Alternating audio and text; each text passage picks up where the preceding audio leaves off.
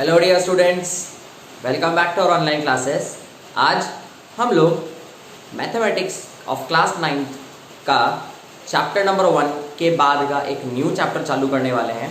ठीक है, chapter number 1 में मैं आपको बता देता हूँ हमने क्या क्या चीज़ें पढ़ी थी, शॉर्ट आउटलाइन, ताकि फिर हम नया चैप्टर स्टार्ट कर सकें। चैप्टर नंबर 1 जो कि हमारे प्रीवियस वीडियोज़ के अंदर हमने देखा है, उसके अंदर हम लोग पढ़ चुके हैं नंबर लाइन्स के बारे में पढ़ चुके हैं। हम addition, subtraction, multiplication, division for irrational numbers इस ईयर पढ़ चुके हैं। ठीक है, जो पुराना नंबर सिस्टम था हमारा, जिसमें हमने सारे natural, whole, integers, rational numbers ये सब पढ़े थे, वो सब हमने रिवीजन करा। फिर यही सारी चीज़ें जो हमने उन सारे सिस्टम्स के लिए पढ़ी थी, वही सारी प्रॉपर्टीज़ हमने इरेशनल नंबर्स के लिए भी पढ़ी। वो सारी चीज़ें और ये सारी चीज़ें मिला करके हमने पूरे सिस्टम को रियल नंबर का सिस्टम बोल दिया था। ये सारी चीज़ें हम लोगों ने चैप्टर नंबर 1 के अंदर देखी कि किस तरह से नंबर लाइन बनाते हैं, कैसे उसका डेसिमल रिप्रेजेंटेशन होता है, क्या नहीं होता है। राइट, आज हम लोग हमारी मैथमेटिक्स की बुक का चैप्टर नंबर 3 स्टार्ट करने जा रहे हैं। यह चैप्टर 3 बुक में है, लेकिन हमारे सिलेबस का ये चैप्टर नंबर 2 होगा। ठीक है, आप अपनी कॉपी में चैप्टर नंबर 3 से डालेंगे, लेकिन एक्चुअल में ये हमारे लिए सेकेंड चैप्टर ऑफ मैथमेटिक्स होगा। ठीक है, बहुत इजी चैप्टर है, with in a day, 2 days और 3 days हम इसको फिनिश कर सकते हैं। इतना आसान चैप्टर है और बड़ा मज़ा आएगा आपको इस चैप्टर को करने में, क्योंकि इसका बेसिक नॉलेज अभी अगर आपके पास है तो नेक्स्ट ईयर आपको बहुत काम आएगा 10th स्टैंडर्ड के अंदर भी। ठीक है, तो आइए स्टार्ट करते हैं coordinate geometry chapter number 3। Chapter number 3 coordinate geometry हम लोग स्टार्ट करने जा रहे हैं, तो फटाफट ध्यान दीजिएगा चैप्टर नंबर 3 कोऑर्डिनेट ज्योमेट्री क्या बोलता है। ठीक है, कोऑर्डिनेट ज्योमेट्री को पढ़ने के लिए सबसे पहले हम लोग चलते हैं फ्लैशबैक में, जहां हमने सबसे पहले सीखा था नंबर लाइन के कॉन्सेप्ट के बारे में। सबसे पहले हमने जिस कॉन्सेप्ट के बारे में सीखा था, वो कॉन्सेप्ट क्या था? नंबर लाइन का कॉन्सेप्ट था। क्या था वो कॉन्सेप्ट? नंबर लाइन का कॉन्सेप्ट था बच्चे। ठीक है, चैप्टर नंबर 3 कोऑर्डिनेट ज्योमेट्री में सबसे पहली चीज़ जो हमें पढ़नी है वो है नंबर लाइन। हम जानते हैं बचपन में हम 2 तरह की नंबर लाइन्स के साथ में डील आउट कर चुके हैं बहुत अच्छे से। तो आप बता दीजिए कौन कौन सी 2 टाइप की नंबर लाइन हुआ करती थी। एक नंबर लाइन होती थी जो 6th क्लास के अंदर ऐसी हॉरिजॉन्टल बनती थी, एक नंबर लाइन होती थी जो ऐसी पूरी वर्टिकल बनती थी। राइट, तो वही 2 टाइप की नंबर लाइन होती है हमारे पास। पहली टाइप की जो नंबर लाइन है, उस पर्टिकुलर नंबर लाइन को हम बोलते हैं हॉरिजॉन्टल नंबर लाइन। क्या बोलते हैं उसको हम लोग? Horizontal number line. और दूसरी तरह की जो हमारे पास नंबर लाइन होती है, उसे हम बोलते हैं वर्टिकल नंबर लाइन। आपको ध्यान होगा, हॉरिजॉन्टल टाइप की जो नंबर लाइन हुआ करती थी, वो कुछ दिखने में ऐसी होती है। सेंटर का 0 है, राइट हैंड साइड में 1 2 3 है, -1 -2 -3 एंड सो ऑन हुआ करता था। इसको हम बोलते थे हॉरिजॉन्टल। क्यों? क्योंकि ये कैसी होती है? फ्लैट होती है, आड़ी पड़ी हुई है लाइन होती है। कैसी लाइन होती है? ये फ्लैट पड़ी हुई लाइन होती है। इस फ्लैट पड़ी हुई लाइन को हम बोलते हैं हॉरिजॉन्टल नंबर लाइन। अब हम बात करते हैं सेकेंड तरह की नंबर लाइन के बारे में, वो है वर्टिकल नंबर लाइन।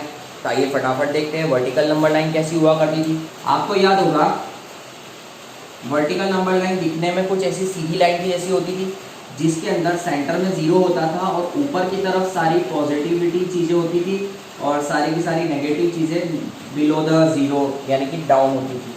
ठीक है, तो इस तरह की जो नंबर लाइन होती थी, इसको हम वर्टिकल नंबर लाइन बोलते थे।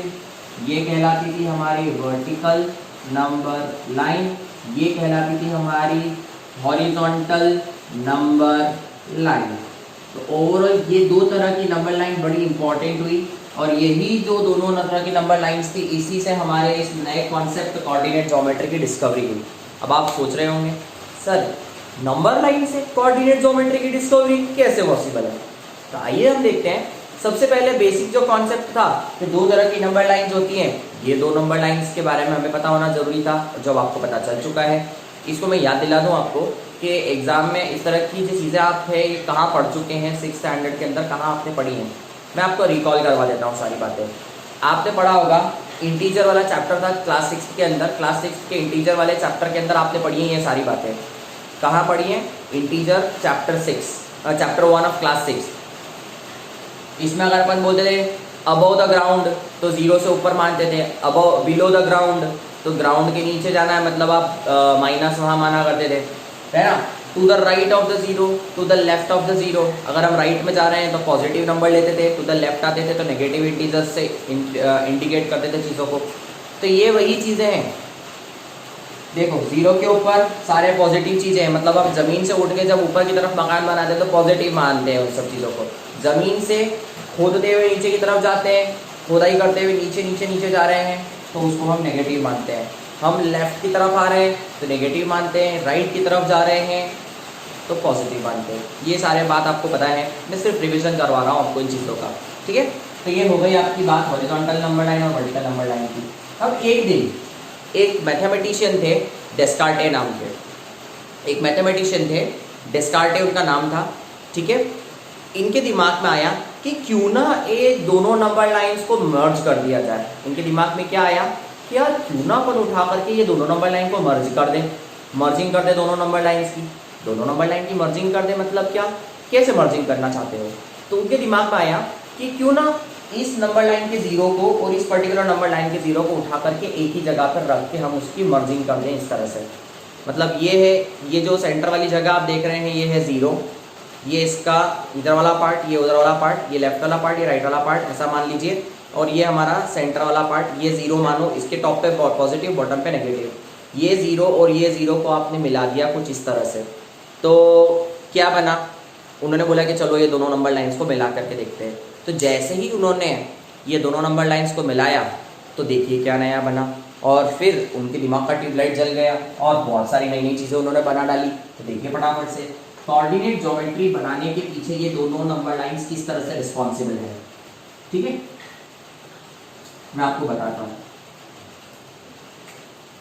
जैसे ही उन्होंने ये हॉरिजॉन्टल वाली number line 0 1 2 3 4 -1 -2 -3 and so on, और ये वर्टिकल वाली नंबर लाइन लिया उन्होंने और 0 से मिला दिया, है ना। ये 0 से नीचे लेके गए और ये 0 से ऊपर लेके गए, ठीक।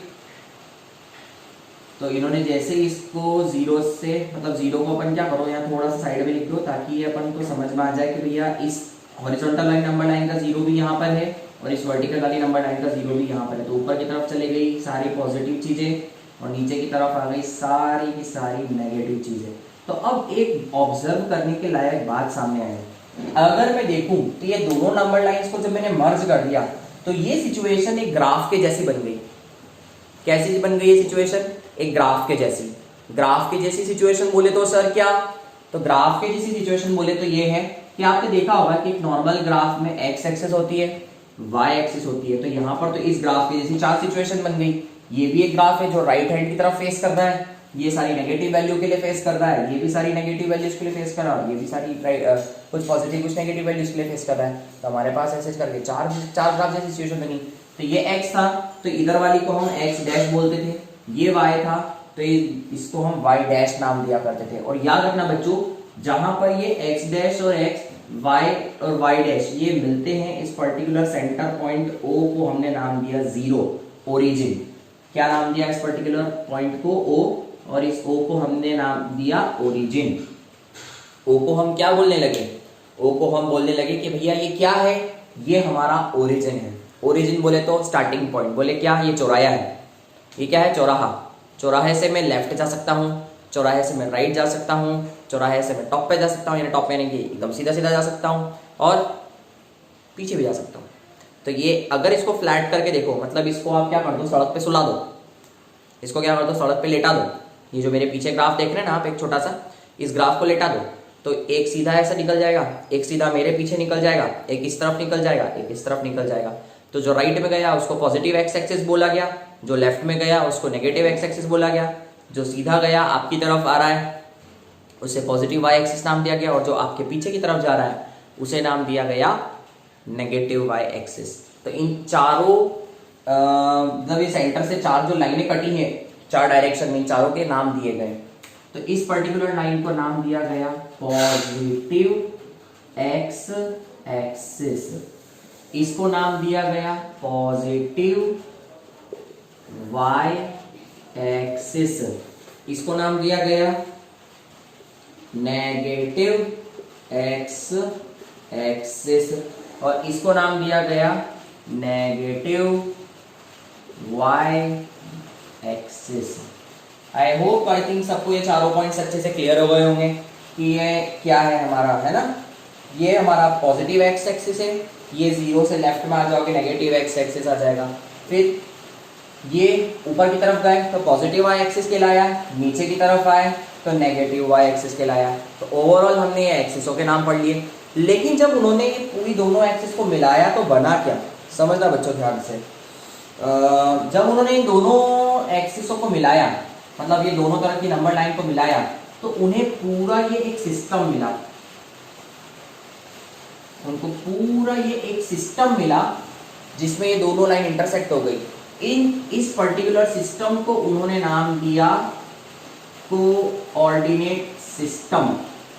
क्या नाम दिया उन्होंने इसको? उन्होंने नाम दिया कोऑर्डिनेट सिस्टम या कार्टेशियन सिस्टम या कार्टेशियन प्लेन के नाम से उन्होंने इसको संबोधित किया। उन्होंने बोला कि भैया यहाँ पर ये जो एक पूरा सिस्टम बना है, इस सिस्टम का नाम है कार्टेशियन सिस्टम या कार्टेशियन प्लेन, या आप इसको सीधा सीधा कोऑर्डिनेट सिस्टम भी बोल सकते हो। क्या बोल सकते हो आप इसको? Coordinate system. मतलब उसको उन्होंने 3 नाम दिए, है कुछ नहीं। ये एक्चुअली प्लेन क्यों बोला गया? क्योंकि एक तल में स्थित है, एक सरफेस पर बना हुआ है, एक प्लेन में बना हुआ है पॉइंट है ये। प्लेन मतलब हवाई जहाज की बात नहीं कर रहा हूँ मैं एक सरफेस की बात कर रहा हूँ आपसे, ठीक है। तो ये एक सरफेस पे बना हुआ चीज है, एक सरफेस पर इसको हम प्लॉट कर रहे हैं, इसलिए हम इसको बोलते हैं कार्टेशियन प्लेन, ठीक है। और कार्टेशियन वर्ड इसलिए हम यूज कर रहे हैं यहाँ पर क्योंकि हमारे पास यहाँ पर अलग अलग पार्ट्स में है, मतलब कुछ पार्ट्स पॉजिटिव है, कुछ पार्ट्स नेगेटिव है, कुछ ऊपर पॉजिटिव जा रहे हैं, कुछ नेगेटिव पार्ट्स आ रहे हैं। तो हमने कार्टेशियन वर्ड इसलिए यूज करा है because we are representing here them by numbers, ठीक है। तो इसको कार्टेशियन प्लेन बोला गया, कार्टेशियन सिस्टम बोला गया या कोऑर्डिनेट सिस्टम बोला गया। कोऑर्डिनेट सिस्टम क्यों बोला गया इसके बारे में मैं आपसे आगे जाके बात करूंगा, जब मैं इसकी डिटेल टॉपिक्स आपको एक्सप्लेन करूंगा, ठीक है। तो आज हमने देखा कार्टेशियन प्लेन क्या है या कार्टेशियन सिस्टम क्या है। उसमें हमने देखा कार्टेशियन सिस्टम के अंदर क्या क्या चीजें होती हैं, समझना। कार्टेशियन सिस्टम के अंदर हमारे पास 2 बातें हैं। पहली चीज, हॉरिजॉन्टल नंबर लाइन और वर्टिकल नंबर लाइन एक दूसरे को इंटरसेक्ट करते हैं और ये दोनों एक दूसरे को ओरिजिन पर इंटरसेक्ट करते हैं। ओरिजिन को हम O से रिप्रेजेंट करते हैं, जहां पर दोनों नंबर लाइनों का 0 लाई करता है, जहां पर दोनों नंबर लाइनों का 0 मिलता है एक दूसरे पर, ठीक है। 0 से राइट में जाएंगे उसको पॉजिटिव एक्स एक्सिस बोलेंगे, 0 से टॉप पे जाएंगे पॉजिटिव वाई एक्सिस बोलेंगे, 0 से लेफ्ट में आएंगे तो नेगेटिव एक्स एक्सिस बोलेंगे और 0 से बॉटम में आएंगे तो उसको नेगेटिव वाई एक्सिस बोलेंगे। तो अभी तक हमने ओवरऑल देखा कि कोऑर्डिनेट सिस्टम के अंदर इतनी चीजें होती हैं, ठीक है। अब आगे की बात देखते हैं फटाफट से। आगे बढ़ने के पहले एक चीज और आप लोग ध्यान देंगे सभी बच्चे, वो ये है कि यहाँ हमने नेगेटिव एक्स एक्सिस बोला, पॉजिटिव एक्स एक्सिस बोला, तो याद रखना है तो ये दोनों ही एक्स के हिस्से, ये पॉजिटिव साइड है, ये नेगेटिव साइड है। तो इसको ओवरऑल अगर हम बात करें इस पूरे ग्राफ की 4 एक्सिस को, हम 2 एक्सिस में अगर सीधी सीधी बात करें, क्योंकि अगर आप देखोगे तो ये एक्स और ये एक्स डैश है, बने दोनों एक्स से ही है, ये वाई है, ये वाई डैश है, ये बनी पूरी वाई वाली लाइन ही है। तो हम एक्स एक्सिस और नेगेटिव एक्स एक्सिस को मिला करके सीधा सीधा हम एक्स एक्सेस बोल सकते हैं और वाई एक्सिस दोनों को मिला करके हम क्या बोल सकते हैं? वाई एक्सेस बोल सकते हैं ना। ध्यान रखना, वाई एक्सिस को हम वाई एक्सेस भी बोल सकते हैं और एक्स एक्सिस को हम एक्स एक्सिस भी बोल सकते हैं। क्यों? क्योंकि यहाँ पर हमारे पास 2 एक्स एक्सिस है, इसलिए उसके लिए सिंगुलर वर्ड की जगह प्लूरल फॉर्म इस्तेमाल किया है और वाई एक्सिस की जगह हमारे पास उसका प्लूरल वर्ड है, क्योंकि हमारे पास y की एक लाइन ऊपर जा रही है, एक लाइन नीचे की तरफ आ रही है, तो y एक्सेस है। तो x एक्सेस y एक्सेस, ध्यान रखना, बहुत छोटी सी चीज़ें, ज़्यादा बड़ी नहीं है, याद रखने के लायक बात है, तो बस इतना पूछ लूँ, ठीक है। अब हम आगे बढ़ें और ऑब्जर्व करें इस पर्टिकुलर डायग्राम में। तो एक बात सोचो और मुझे बताओ, क्या ये जो आप 4 लाइनें देख रहे हो, अगर इस 4 लाइन्स को मैं और आगे बढ़ाता हूँ इधर की तरफ, और आगे बढ़ाता हूँ इधर की तरफ, और ऊपर की तरफ लेके जाता हूँ और नीचे की तरफ लेके आता हूँ, तो ये चारों लाइंस इस बोर्ड के कितने टुकड़े कर देंगी? ये चारों लाइन इस पर्टिकुलर बोर्ड के कितने टुकड़े कर देंगी? कितने पार्ट हो गए इस बोर्ड के? ये लाइन में ऊपर ले गया, ये लाइन में नीचे ले आया, इस लाइन को मैंने उधर भी मिला दिया, इस लाइन को मैंने इधर भी मिला दिया, और मैं चाहूँ तो बोर्ड के बाहर भी ले जाऊँ, इधर भी, टॉप वॉल पे ले जाऊँ, बॉटम वॉल पे ले जाऊँ। तो बताओ वॉल के कितने टुकड़े कर दिए होंगे इसने? वॉल को कितने पार्ट में डिवाइड कर देगा ये? ध्यान रखना, ये एक्स एक्सिस और वाई एक्सिस जो होती हैं हमेशा हमारे दिए गए कार्टेशियन प्लेन को क्या करती हैं? 4 पार्ट्स में डिवाइड कर देती हैं। कितने पार्ट में? 4 पार्ट में। 1 2 3 4, है ना। आप ये भी बोल सकते हो 1 2 3 4, लेकिन मैं आपको बताऊंगा कि मैंने इसी तरह से 1 2 3 4 क्यों बोला, मैं आपको भी बताता हूँ। सिंपल सा फंडा याद रखने का उसका भी। लेकिन ओवरऑल बात क्या है, इस एक्स एक्सिस ने और इस वाई एक्सिस ने इस पूरे सरफेस के, इस पूरे प्लेन के 4 टुकड़े कर दिए। कितने टुकड़े कर दिए? 4 टुकड़े। अब हर एक टुकड़े को नाम दिया गया क्वाड्रेंट। क्या दिया गया? हर एक टुकड़े को नाम दिया गया क्वाड्रेंट। क्वाड्रेंट का मतलब होता है 1/4 हिस्सा, 1/4 पार्ट। हिंदी में अगर कोई तुमको बोले कि भैया क्वाड्रेंट का मतलब क्या, तो बोलना किसी भी चीज का 1/4, ठीक है। क्वाड का मतलब होता है 4, 4 मतलब 4 इक्वल पार्ट्स हमने कर दिया। क्वाड्रेंट कर दिए मतलब हमने पूरी सरफेस के 4 इक्वल टुकड़े कर दिए। क्या कर दिया हमने? 4 इक्वल टुकड़े कर दिए हैं। अब इन 4 इक्वल टुकड़ों को कुछ नंबर दिया गया, है ना। इसको बोला गया फर्स्ट क्वाड्रेंट, इसको बोला गया सेकेंड क्वाड्रेंट, इसको बोला गया थर्ड क्वाड्रेंट और इसको बोला गया फोर्थ क्वाड्रेंट। क्या बोला गया? इन चारों को अपने अपने नंबर असाइन कर दिए गए। अब आप बोलोगे कि सर आपने 1 2 3 4 ऐसे लिखा, आप ऐसे क्यों नहीं लिख रहे हो 1 2 3 4? ये भी तो हो सकता था बेटा। ऐसा इसलिए माना गया है, मैं आपको सिंपल फंडा बताता हूँ इसको रिकॉल करने का। हम पढ़ रहे हैं कोऑर्डिनेट ज्योमेट्री। आप दिमाग में सिर्फ छोटा सा एक ट्रिक है याद रखने का, वो बिठा के रखना, ठीक है। इसको एंटी क्लॉकवाइज ऑर्डर में लिया गया है। मतलब जब हम क्वाड्रेंट्स को डिफाइन कर रहे थे, तो ये क्वाड्रेंट्स को डिफाइन करते समय हमारे दिमाग में एक एंटी क्लॉकवाइज ऑर्डर आया, और उन्होंने जब इस क्वाड्रेंट को असाइन करे नंबर्स, तो उन्होंने एंटी क्लॉकवाइज ऑर्डर में असाइन करा 1 2 3 4। अगर हम देखें तो घड़ी हमारी इस तरह से चलती है, लेकिन यहाँ पर हमारी घड़ी एंटी क्लॉक चली है, उल्टी चली है। और एक और चीज़ आप ध्यान रख सकते हो, अगर मैं घड़ी के अंदर सी बनाने की कोशिश करूँ तो वो सी कुछ ऐसा बनने का लायक दिखेगा। अब उसमें सी में कितने पॉइंट्स हैं? यहाँ 1 2 3 4। ये कोऑर्डिनेट ज्योमेट्री का सी समझ लो। इस सी को कोऑर्डिनेट ज्योमेट्री का पहला लेटर समझो और ऐसा याद रख लो। क्या ये है हमारा फर्स्ट क्वाड्रेंट, यहाँ मिलेगा सेकंड, यहाँ मिलेगा थर्ड और यहाँ मिलेगा फोर्थ। देख लो, फर्स्ट राइट में है, सेकंड लेफ्ट में है, थर्ड बॉटम में है, फोर्थ राइट में है, राइट बॉटम में। तो देख लो, ये राइट बॉटम आ गया, ये लेफ्ट बॉटम आ गया, ये लेफ्ट टॉप आ गया और ये राइट टॉप आ गया। तो ये आ गया। तो आप ध्यान रखना, क्वाड्रेंट को याद रखने के लिए हमें क्या याद रखना है? C4 cat. क्या याद रखेंगे? घड़ी पर बनने वाला तीखा C4 कैट, है ना। बिल्ली को मिर्ची खिला दो, बिल्ली को मिर्ची खिला दो, तीखी हो जाएगी, वो तीखी हो जाएगी। तो ऐसी शार्प पॉइंट्स आ जाएंगे हमारे पास, और शार्प पॉइंट्स जैसे आ जाएंगे, ये शार्प पॉइंट्स की मदद से हम क्या करेंगे? हमारे 4 क्वाड्रेंट्स को डिफाइन कर देंगे कोऑर्डिनेट ज्योमेट्री के अंदर, ठीक है। तो ये तो हुई बात हमारे अभी 4 क्वाड्रेंट की।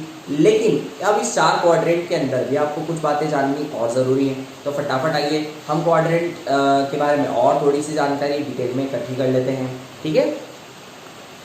एक बात और ध्यान रखना है यहाँ पर बेटा, आगे की बात बढ़े थोड़ा सा और डिटेल में जाने के पहले हम एक छोटी सी चीज़ और ऑब्जर्व करते हैं यहाँ पर। वो ये है कि हमने देखा फर्स्ट क्वाड्रेंट कौन सी 3 अल्फ़ाबेट से मिलके बनता है। फर्स्ट क्वाड्रेंट बनता है X O Y से, सेकेंड क्वाड्रेंट का ऐसे बन रहा है X डैश O Y से, थर्ड क्वाड्रेंट का ऐसे बन रहा है X dash O Y dash वाले पार्ट से बन रहा है, और फोर्थ क्वाड्रेंट का ऐसे बन रहा है X O Y डैश वाले पार्ट से मिलकर के बन रहा है। तो इतना सिंपल सा पार्ट है ये, आप लोगों को ध्यान रखना है, ठीक है। तो ये तो हो गई 4 क्वाड्रेंट की बातें। अब एक चीज़ और ध्यान रखना, इस पूरे प्लेन को हमने नाम दिया है कोऑर्डिनेट प्लेन, कार्टेशियन सिस्टम या कोऑर्डिनेट सिस्टम नाम दिया है हमने, ठीक है। इसके अलावा इसके अंदर ये जो एक्सिस होती है ना, एक्स एक्सिस और वाई एक्सिस, इन दोनों को जब हम मिला करके एक कॉमन नाम देना चाहे ना, तो याद रखना इन दोनों का भी एक कॉमन नाम है, और वो क्या है? वो है कोऑर्डिनेट एक्सिस। क्या नाम है इन दोनों का? इन दोनों का जो कॉमन नाम है वो है कोऑर्डिनेट एक्सिस। नाम दिया गया है इनको, क्या नाम दिया गया है इन्हें? इन्हें नाम दिया गया है कोऑर्डिनेट एक्सिस। मतलब एक्स वाली लाइन और वाई वाली लाइन को जब आप मिला करके बात करेंगे, तो एक्स वाली लाइन और वाई वाली लाइन को जब आप मिला करके बात करेंगे तो वो कोऑर्डिनेट एक्सिस कहलाएंगी। क्या कहलाएंगी? दोनों का कलेक्टिव नाम है कोऑर्डिनेट एक्सिस। जैसे एग्जांपल के तौर पे रियल नंबर्स, रियल नंबर कौन है? सारे रेशनल और सारे इरेशनलों का कलेक्शन है। सारे रेशनल और सारे इरेशनलों का कलेक्शन कहलाया है आपका कौन? Real number. तो रियल नंबर रेशनल भी है, रियल नंबर इरेशनल भी है। ऐसे ही एक्स एक्सिस और वाई एक्सिस को कॉमनली जॉइंट अकाउंट हम कोऑर्डिनेट एक्सेस बोलते हैं, लेकिन कोऑर्डिनेट एक्सेस बोल रहे हैं इसके अंदर एक्स एक्सिस भी आ रही है और वाई एक्सिस भी आ रही है, दोनों एक्सिस से कवर हो रही हैं। ठीक है, तो सबसे पहले तो आप ये वाला पार्ट कॉपी कर लीजिए, क्योंकि इतनी डिटेल इकट्ठा करने के बाद में मैं आपके पास फिर आऊँगा कुछ देर के बाद, जब हम लोग दोबारा ये क्वाड्रेंट वाले पॉइंट पर एक छोटी सी चर्चा करेंगे। ठीक है, तब मैं आपको ये सारी चीज़ें और रिकॉल करवाऊंगा। लेकिन हाल फिलहाल आप एक छोटी सी बात यहाँ नोट कर सकते हैं, वो ये है फर्स्ट क्वाड्रेंट का साइन होता है प्लस कॉमा प्लस। अब आपको ये डिटेल में समझाऊंगा मैं बाद में, अभी सिर्फ नोट डाउन करके रखिए। फर्स्ट क्वाड्रेंट का साइन होता है plus comma plus, second quadrant का साइन होता है minus comma plus, third quadrant का साइन होता है माइनस कॉमा माइनस, और फोर्थ क्वाड्रेंट का साइन है प्लस कॉमा माइनस। अभी ये माइनस प्लस में plus minus minus plus minus plus plus क्या चीज़ें हैं, इसके बारे में मैं आपसे अभी आगे चर्चा करने वाला हूँ और डिटेल में। तो आप ध्यान दें फटाफट से, है इसका फटाफट पहले नोट डाउन कर लीजिए, क्योंकि ये बहुत सारी चीज़ें हो गई हैं एक ही डायग्राम के अंदर। फिर हम आगे बढ़ रहे हैं और हम हमारे इस चैप्टर से रिलेटेड 3 मेन मुद्दों पे बात करेंगे। कितने मुद्दे में? 3 मेन मुद्दों पे बात करेंगे। तो फटाफट से हम देख लेते हैं। पहले पहला मुद्दा हमारा क्या है, इसका फोटो ले लीजिए या आप इसको उतार लीजिए। ओके, अब हमारा जो पहला मेन मुद्दा आता है इस पर्टिकुलर चैप्टर का, वो होता है coordinate of a point in the coordinate of a point in the Cartesian plane. ठीक है, इसी को मैंने अगर मैं मेरे पॉइंट ऑफ व्यू से बात करूं तो इसको हम बोलते हैं कोऑर्डिनेट ढूंढना, यानी कि एक पर्टिकुलर पॉइंट की लोकेशन को पता करना। ठीक है, इसको मैंने नाम दिया है ट्रेसिंग लोकेशन। मतलब हम क्या करेंगे, किसी भी चीज की लोकेशन पता करेंगे। हाँ, वही जो तुम्हारे मोबाइल में होता है ना जीपीएस, वैसे ही चीज। ठीक है, फिर दूसरा एक आता है आपका, जिसके अंदर आपसे पूछा जाता है फाइंडिंग द क्वाड्रेंट। आपसे बोलते हैं कि मैं आपको एक पॉइंट लिख के दे दूंगा, बिना ड्रॉ करे आप आइडेंटिफाई करो कि वो पर्टिकुलर जो कोऑर्डिनेट में आपको देने वाला हूँ, पॉइंट जो आपको देने वाला हूँ, वो कौन से क्वाड्रेंट के अंदर पड़ा हुआ मिलेगा। और तीसरा होता है प्लॉटिंग द पॉइंट्स। ये 3 चीजें आप लोगों को इस चैप्टर के अंदर पढ़नी है। क्या पढ़नी है आपको? 3 चीजें। ठीक है, पहली चीज है coordinate of a point in the Cartesian plane. Cartesian plane में किसी भी पॉइंट के कोऑर्डिनेट को कैसे पढ़ते हैं। दूसरा आपको पढ़ना है क्वाड्रेंट आइडेंटिफाई कैसे करते हैं। क्वाड्रेंट आइडेंटिफाई करना मतलब मैं आपको बताऊंगा, जब आपको एक कोऑर्डिनेट समझ आ जाएगा तब आपके लिए ये दोनों चीजें समझना और ज्यादा आसान हो जाएंगी। तो आइए सबसे पहले हम समझते हैं कि coordinate of a plane point in a Cartesian plane क्या है। कोऑर्डिनेट ऑफ अ पॉइंट क्या है। तो आइए इसको समझने के लिए एक सिंपल सा एग्जांपल लेते हैं हम लोग। ठीक है, ये मैंने मेरा ग्राफ बनाया है छोटा सा, इस पे यहाँ लिख दिया 1 2 3, यहाँ लिख दिया -1 -2, मान लीजिए यहाँ और एक लिख देता हूँ -3, फिर यहाँ लिख दिया 1 2 3, नीचे लिख दिया -1 -2 -3। ये x है, ये y है, ये मेरा ओरिजिन O कह लो या 0 कह लो इस जगह को, ये x डैश है, ये y डैश है। मान लीजिए ये मेरे पास एक पूरा कार्टेशियन सिस्टम बना हुआ है, कार्टेशियन प्लेन बना हुआ है, जहाँ x एक्सिस y एक्सिस मिल रही है मुझे। ठीक है, अब मुझे इस पर्टिकुलर जगह के अंदर कहीं पर भी एक पॉइंट दे दिया गया, सपोज कर लीजिए यहाँ पर दे दिया गया, या मान लीजिए यहाँ पर दे दिया गया। ठीक है, आपको एक पॉइंट दे दिया गया और इस पॉइंट का नाम रख दिया गया A। आपको क्या करने के लिए बोला गया? आपको बोला गया भैया ये पूरा प्लेन है, इस प्लेन में ये A कहीं घूम गया है, इसको अपना एड्रेस मालूम नहीं पड़ रहा, तो आप इसको एड्रेस बता दो इसका कि ये कहाँ खड़ा हुआ है। जस्ट इमेजिन द सिचुएशन कि आपका कोई दोस्त है जो रतलाम में या आपके यहाँ पर पहली बार आ रहा है आपके घर पे, और उसको आपका लोकेशन पता नहीं है। आपने बोला भाई पेटलाबाद आ जाना या भाई रतलाम आ जाना, देखो वहाँ से कोई भी बता देगा बहुत इजीली। अब वो बंदा रतलाम आकर के या पेटलाबाद आकर के भटक गया कहीं भी, मतलब इट्स नॉट ओनली रतलाम और इट्स ओनली पेटलाबाद और इट्स ओनली इंदौर और दिल्ली, कहीं पर भी। ठीक है, आपके फ्रेंड को आपने बोला कि भाई यहाँ आ जा, यहाँ से आके मुझे कॉल कर देना।